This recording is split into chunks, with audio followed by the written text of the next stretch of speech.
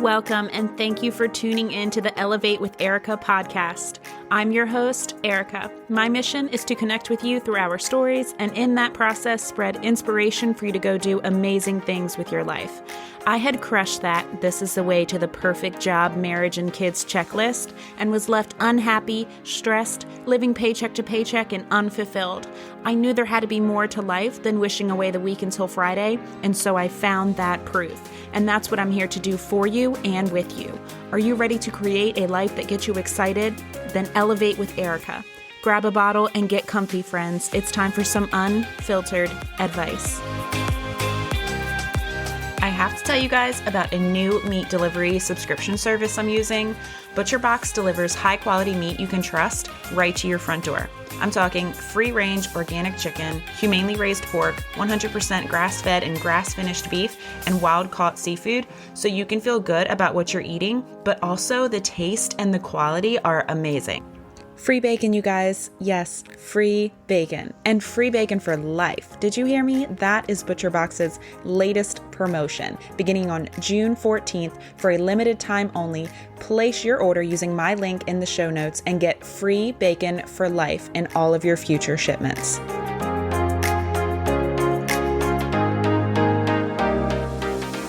Hey guys, welcome back to another episode of Elevate with Erica. I'm so happy that you decided to tune in and come hang out with me today. I'm going to share a bit of a scary experience that I had at the beginning of this week. If you follow me on social media, then you probably did see it in my Instagram stories where I talked a little bit about it, but I want to go into more detail of it today and just tell you some of the takeaways I have from the experience, because yes, I believe that we can grow through anything that we go through, even when it doesn't make sense right in that moment.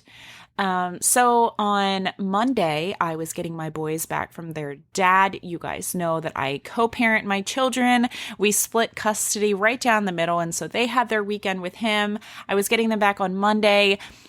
First of all, a little later than I normally do, right? So that's already, and I'm going to be pointing out a lot of different details as I tell this story that you may be like, why is she telling me that? But hang in there, because it really all put me where I ended up that day. And so I picked up my boys about a half an hour or so later than I normally do, at a totally different location than me and their father normally meet, because my oldest son had an orthodontist appointment that day. And I was also running late because I live just outside of a very heavily populated tourist beach town, and people like to do their long weekends here, and so they don't head home till Monday, and the traffic coming from that beach town towards the location I was meeting their dad was just horrendous that day. I got every stoplight that I possibly could in addition to that. So I was about 7 minutes behind schedule. Okay.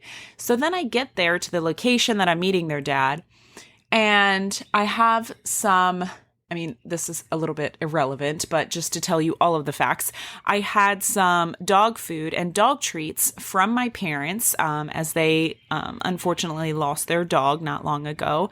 And we were going to give those items to my ex-husband, as he has a couple dogs. So as my oldest son is getting into my truck, and I'm running late, right? You guys, moms, I know you can feel me in this moment. We're a little agitated, and I'm like already running late. It's no one else's fault but my own. And I'm like, Aaron, can you get the dog food out of the back of the truck and give it to your dad? And so he goes to the back of the truck, and I'm watching him in my rearview mirror, and he cannot get the truck open. You guys, like, it just opens like a normal tailgate. Okay. It just like, it was frustrating. I'm already running late. You feel me, mamas, right? So I see him like throw his hands up, tell me in the rearview mirror that he cannot open it. And so anyway, I'm like, right. I undo my seatbelt, I get out. By the time I walk and I'm standing right next to them, he just opens it, as he should have been able to the entire time. Anyway, he gets out the dog food, gives it to his dad, hops in the truck. And as we're leaving the parking lot to get back out onto the main highway, there is a traffic circle that we come to first. There's a traffic circle to get out of the gas station. And you guys, you know what? I get really frustrated when people don't know how to use both four-way stops, where everybody has a stop sign, and also traffic circles. My goodness. And then another thing I don't like is when people try to be polite in those already confusing moments, right? Like when we come to a four-way stop, everybody has a stop sign. Can we just recognize that like whoever was there first, they go, you know what I mean? And not try to be polite in that moment and let other people go out before, even though you were there before them, right? Because then you just confuse up the whole thing. Do you understand what I'm saying? And then in traffic circles, there is never a reason to stop while you're within the circle, okay? Normally, though, guys, I literally just, I mutter all this under my breath. I'm actually not I don't get like road rage. My husband would probably not like me saying this, but he does. Like, he will literally just yell at people the entire time he's driving. And me, I'm just more like, what is wrong with this dude? But I usually just take a deep breath, mutter it under my breath, remind myself to be patient. I'm not in a hurry. I go through all those things, calm myself down. But like I said, this morning I'm running late, right? And I got to get my son to his appointment. And so this truck is in the traffic circle. He's coming around towards me. Now, if all was going as it should, he'd just keep rolling around the circle. He had one more car behind him. I would just get behind those two when it was my turn, right? No. He looks like he almost comes to a complete stop. And I was in a hurry in that moment that at first I'm thinking, oh my gosh, why is he going so slow around this circle? But then looking back, I realized, like, the more I look back, the more I realize, like, he was letting me in. One of those annoying things, guys. Like, just go. So I jump out in front of him, get around the traffic circle to the traffic light that's going to take me out onto the major highway. So we're sitting at this traffic light, and there's two lanes that are going to be able to go when the light changes to green. So in the lane next to me, there's other cars waiting. And I don't know what made me look over. I would normally not do this. But I just happened to look over, and it almost looked like a police symbol on the vehicle. And that always kind of catches my eye because my husband's law enforcement. And I don't know, I just like kind of leaned up like, oh, is that a police officer? And then I was like, oh no, it said animal control. And then I looked at the driver, and it's, it looked like a girl in her 20s, a woman in her 20s. And I don't know, I just looked at her, processed that, eyes back to the light, waiting for it to change green, right? Light changes green. We make a left out onto the major highway. It's a 4-lane highway, like with a median through the center, right? So we make the left out onto the highway. It's 2 lanes of traffic going in the direction I'm headed. And we get to the next traffic light. There's a lot of lights on this stretch of highway. So we get to the next major traffic light. And I'm about maybe 4 or 5 cars back from the actual red light. 2 lanes of us sitting there waiting for that light to turn green. What's funny about this part of the story, or not funny, but just, I don't know the word. It's never quiet in my car when my kids are in there. I mean, I'm sure a lot of you parents can relate, right? Like, one of my boys is talking, especially if you have more than one child. One of my kids is talking, or they're talking to each other, or they're arguing with each other. We're talking about something. I had just gotten them back from their dad, thinking on it now. Like, all of this stuff is still coming to me. Thinking on it now, I was probably asking them how their weekend was, what they did, and so forth. And all of a sudden, we hear... And I talked about this in my Instagram stories. I hate just telling you that I heard boom, boom, boom, because it doesn't fully capture the sound. I can't make the sound that it made. It was the most horrific sound that I have ever heard outside of watching like an action movie in a movie theater. Like, it was incredibly loud and horrific. And it was 6 distinct booms. I remember the 6. I subconsciously was counting the booms, but looking back, I can remember it. And boom, boom, boom, 6 of them. And as it's coming, about midway through, I hear this sound and I put both hands on my steering wheel, which, by the way, call me what you will, but I don't normally drive with both hands on the steering wheel. Normally I'm like a one-hander, laid back, you know what I mean? Not laid back, I'm kidding, but you know what I mean. I'm not normally like the 10 and 2 driver is what I'm trying to say. But I heard those booms and I put my hands on 10 and 2 and I gripped that steering wheel so hard because that sound just made you do it. It was like your reaction to just, oh my God, hold on. I could tell it was coming from behind me. Then I processed, okay, the sound is coming from behind me. Something is coming. I don't know what it is, but I'm holding on. Next, I turn my head around to the right towards the back seat because Hunter is there. So after I process something's coming from behind us, I'm looking at Hunter. And as I see him sitting in his seat, because he sits directly behind the front passenger seat, my oldest son's in the front passenger seat. My youngest son sits directly behind him in the back passenger seat. And as I'm looking around at Hunter, I see that he's okay. As I'm looking at him though, you know how like the back when I have a pickup truck, guys. And so the back window is just, completely open there. So when I'm looking at Hunter, I can see above his headrest, above his head, I can see what's going on.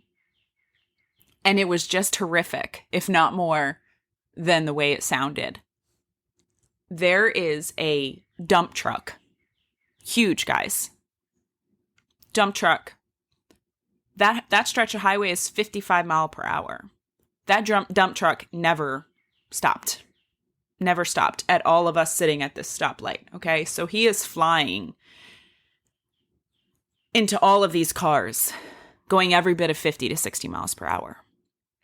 I'm telling you, those impacts were not stopping that truck. And when you think about how much they probably weigh, it's, no wonder. And I can see him continue smashing into the remainder of the cars. Like I said, it was a total of 6 that I heard. You can see the cars I could see the cars like pancaking, literally like crumbling. I didn't even know cars just crumble. Like you realize how fragile vehicles are when it's like, what is a dump truck? Like 26,000 pounds or something? Yeah. I just Googled it. Yes. Okay. So the average dump truck weight is 26,000 pounds. You would not believe the way that a car can smash and the sound that it makes. And then in addition to that, because of the impact and his rate of speed, there is literally car parts flying into the air. And this is very close to me, you guys. This is just... At that point, when I'm looking over Hunter's head, he's maybe only 4 or 5 car lengths behind me, and he is coming. So he was kind of hitting like more on the right lane of traffic, but still very much in the center as well. Okay. And in that moment, I turned back towards my windshield, turned back towards the way I was going. And I'm thinking, how can I get away from this? Because he's coming for us. And in my mind, specifically, he's coming for Hunter because he was going to hit Hunter first before any of us, right? Hunter was going to get the brunt of the impact. And I'm thinking, I got to get out of here because I can see what's happening to the other cars. And guys, like all of these thoughts are running through my head literally in a matter of like half a second. Like this is all happening so fast and it is so loud because while I'm thinking this, he's still smashing into other cars.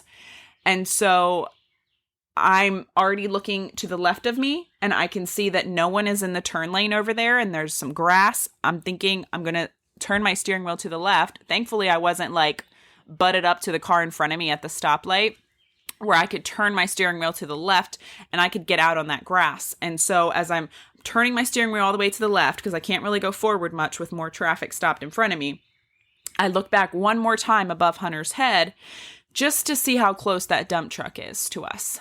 And make sure, can I get away? You know, you're kind of questioning yourself. Should I do this?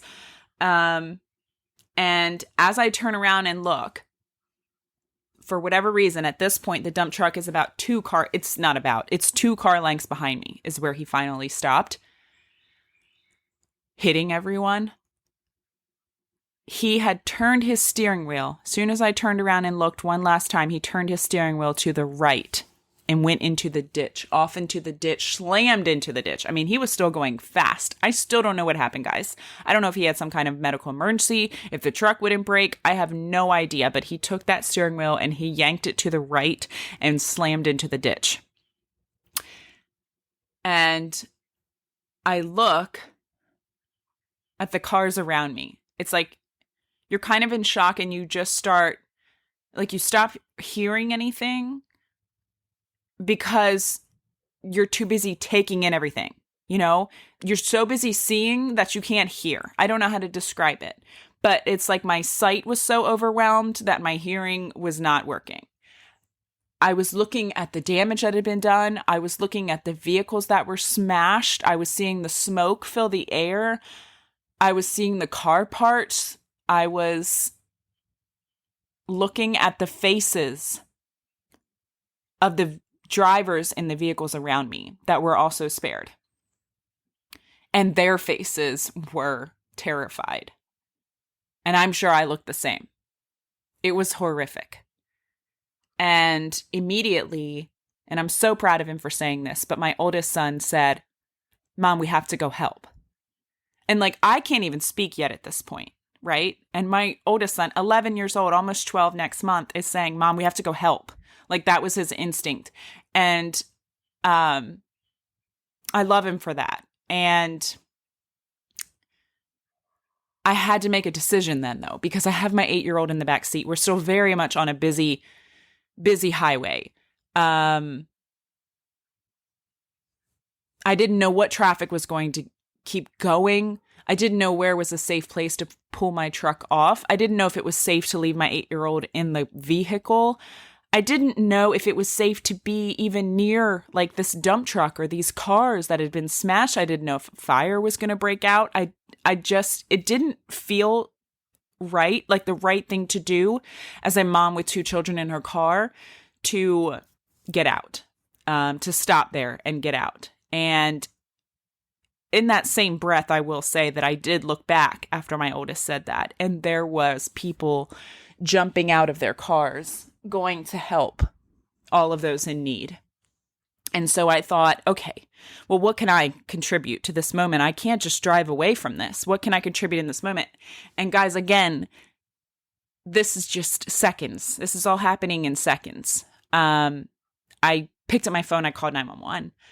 And I've honestly never done that. I'm fortunate enough to have never needed to call 911 until that moment. But that was what popped in my head. I called 911 and I was incredibly strong and calm in telling them what happened. Looking back, I don't know how I was so calm. I almost felt like it was almost like robotic.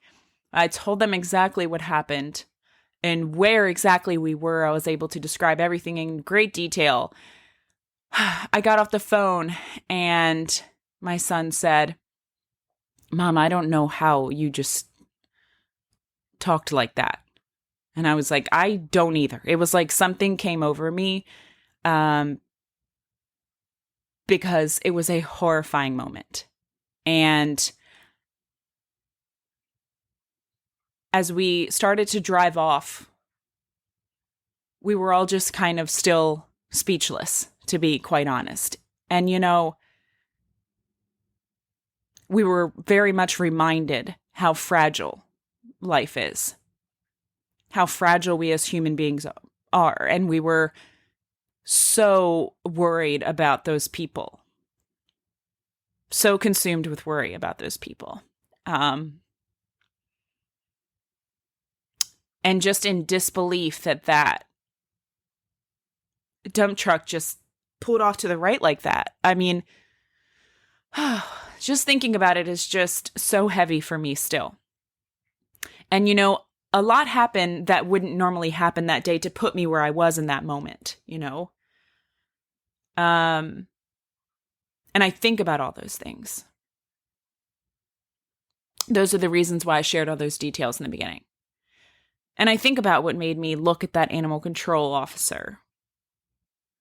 What drew my attention to her. She did end up being in the accident, and I do not know what happened with her. I did hear that the vehicle that was first hit, she was a 63-year-old woman who is now paralyzed from the chest down. She had to be cut from the vehicle. So I know that there was some serious injuries, and I knew that. I knew that there had to be. I know, seeing the wreckage, I knew that. And there was so much that happened that day to put me that close to that happening. To put me that close to something happening to me or my kids. And I tried to find the reason behind that, Why them, not me? Why that man let me in front of him in a traffic circle that put me 2 car places, exactly 2, in front of where I would have been. And remember what I said was going on 2 car lengths behind me. Going that direction in the first place isn't something I would normally do, right? Only because my son had an appointment that he has maybe once, maybe twice a year. Getting caught in all that traffic. Hitting every stoplight and running late.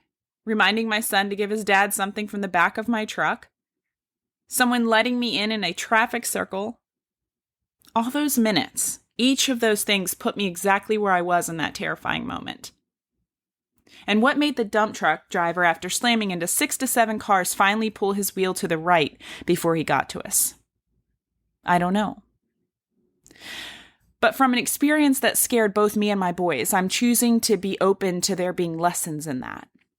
First, maybe my part was just to be able to call 911 and calmly explain where and what happened as fast as I did so that everyone else could run out and physically help. I felt some guilt for not getting out to help, but in the moment, it didn't feel safe to leave my 8-year-old in the car on the side of a busy highway with all this wreckage. And I knew so many people were already running to help.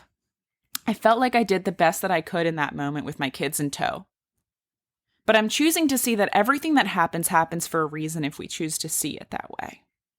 Myself and my boys were shown that day just how much can change in an instant.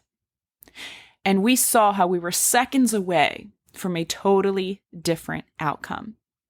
And for the rest of the day, my youngest just kept saying, "Mom,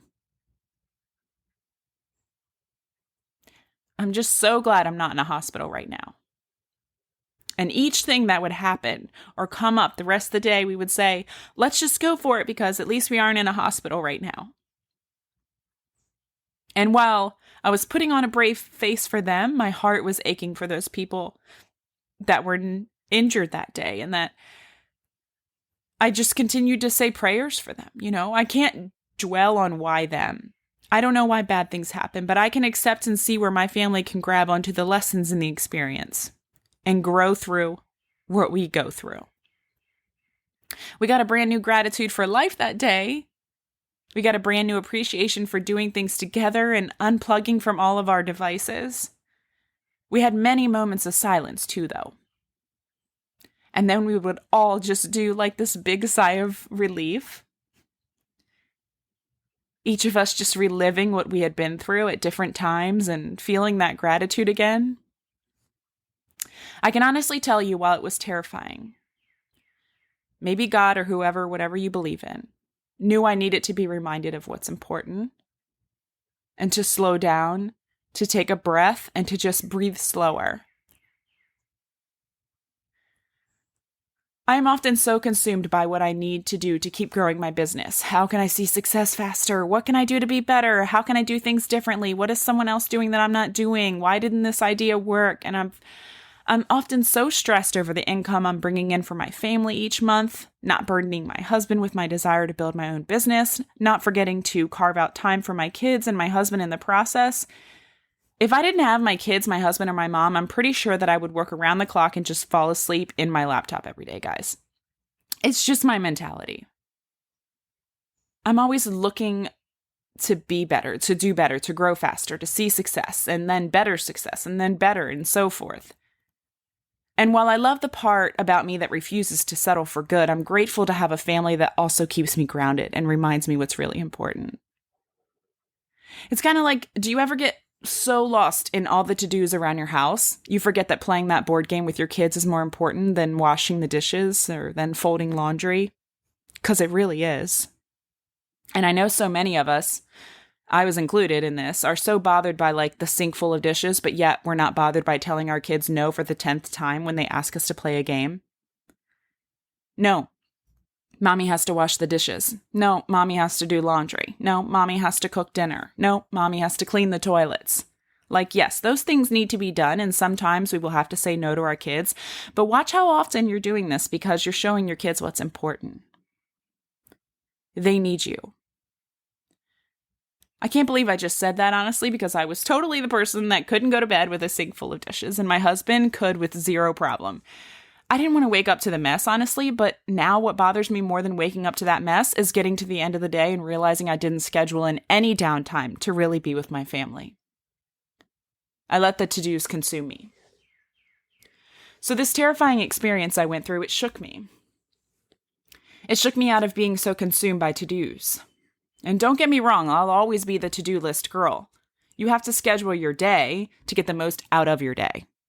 And if you don't schedule your day, someone else will do that for you.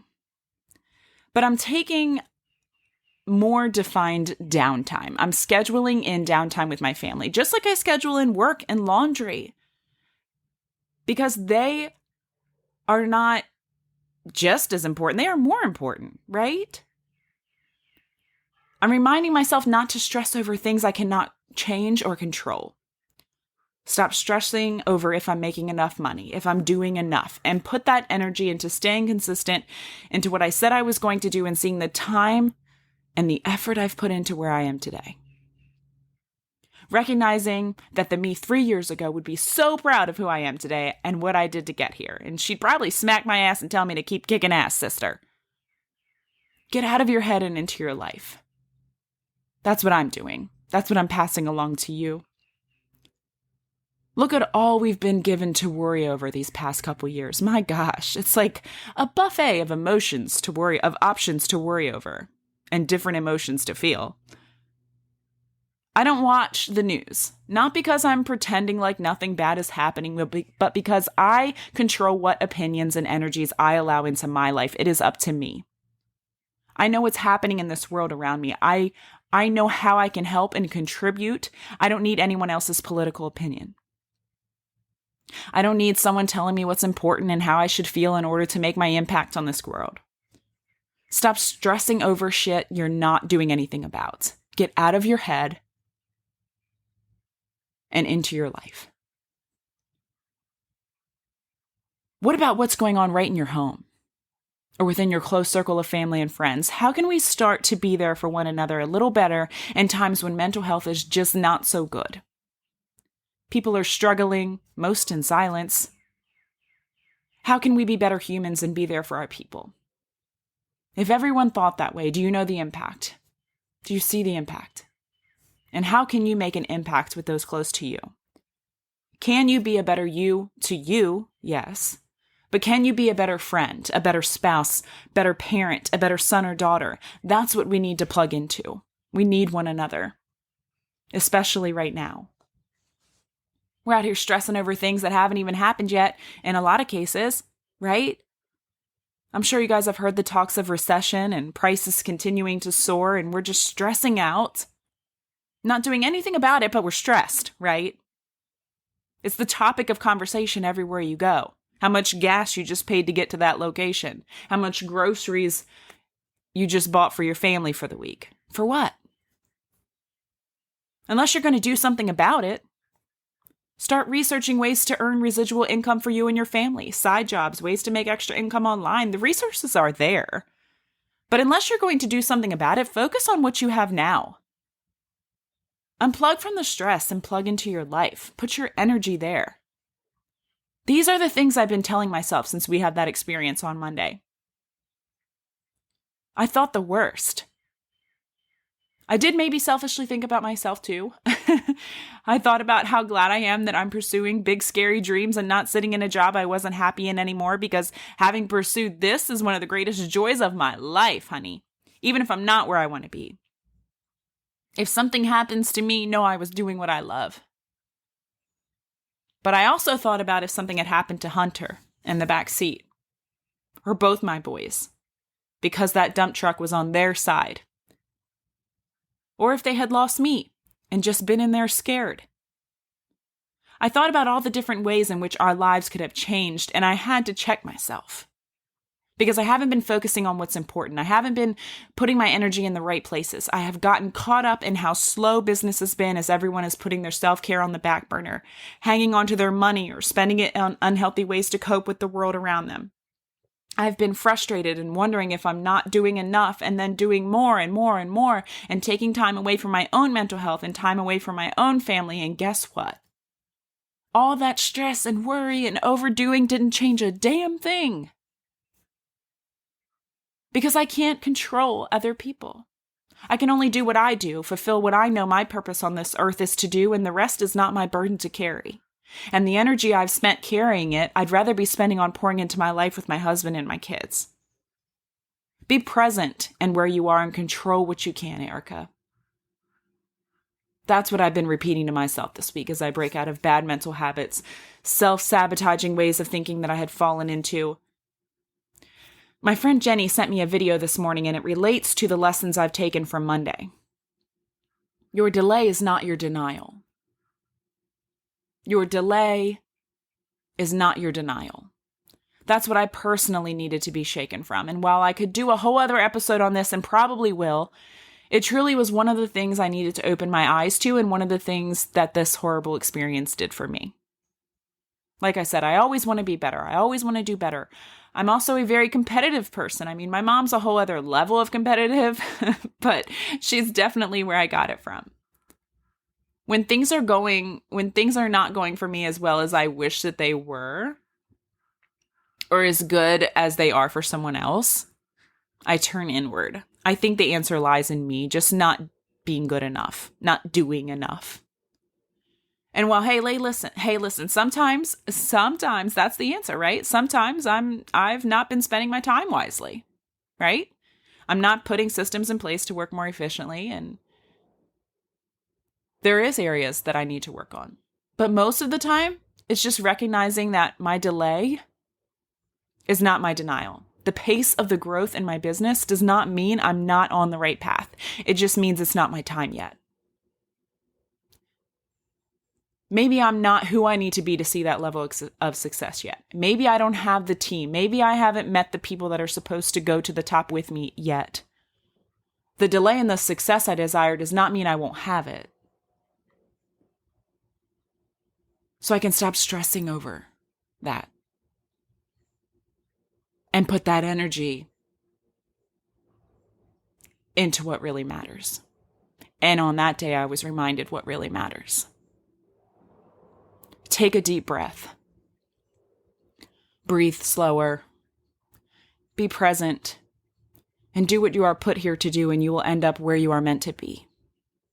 Right now, maybe my impact is just meant to be in sharing my journey and inspiring others not to quit on whatever their dreams and goals are, because I'm not. And one day I'll get to show those people what happens when you don't. Embracing the delay, embracing being in the moment, embracing what really matters, embracing what I can control, embracing all the beautiful life happening around me. That's what I've been learning to do this week. Retraining my mind to embrace those things, eliminating bad habits that were not serving me or what really matters in my life. It takes time to change our thoughts and our actions, but recognizing that things need to change is step one. And that's what I'm grateful to have recognized this week. Because if I had to lose one or both of my kids this week, or have them injured or paralyzed or anything, anything could have happened. If I had had to face that, the one thing I would have wanted back was time. Time really appreciating and embracing how perfect our life is right now, instead of only seeing what's not going the way I want it to. Yet. All right, you guys, I'm going to go ahead and wrap up this episode. Let's raise our glasses for a cheers, shall we?